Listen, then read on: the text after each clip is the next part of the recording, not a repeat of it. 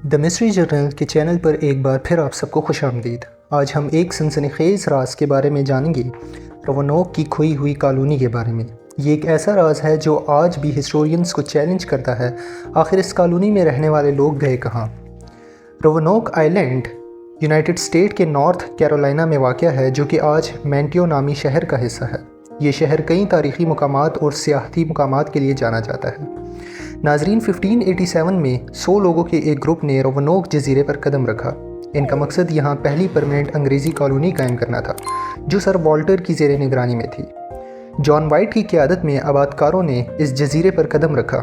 इनका मकसद यहाँ आबादी को बढ़ाना था, लेकिन इनका सफ़र इतना आसान न था।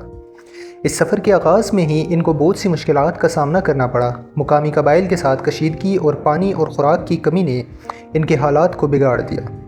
जॉन वाइट ने एक मुश्किल फ़ैसला किया कि वो इंग्लैंड वापस जाकर मदद और ज़रूरी सामान हासिल कर सके, लेकिन इसकी वापसी में 3 साल गुजर गए, जो इस वक्त के सियासी हालात की वजह से हुआ।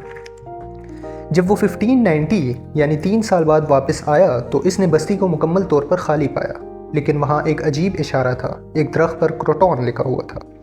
ये सिर्फ एक लफ्ज़ नहीं था, बल्कि एक गहरा राज भी था। ये इशारा था कि आबादकार शायद किसी करीबी जजीरे पर चले गए हों, लेकिन क्या वाकई ऐसा हुआ?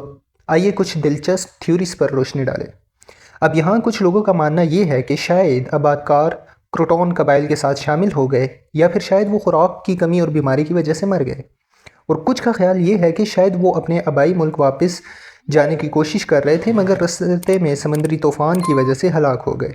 आसार कदीमा की खुदाइयों ने यूरोपी तर्ज के कुछ आसार और औज़ार दरियाफ़्त किए, जो इशारा करते हैं कि मुमकिना तौर पर आबादकार ज़िंदा रहे और मुकामी सकाफ़त में शामिल हो गए। ये राज आज तक हल नहीं हुआ और तारीख़दान इस मामले की तहकीकात जारी रखे हुए हैं। आपके ख़्याल में रोवानोक कॉलोनी के आबादकारों का क्या हुआ? क्या आपके पास कोई नज़रिया है? अपने ख़यालात को कमेंट्स में ज़रूर शेयर करें।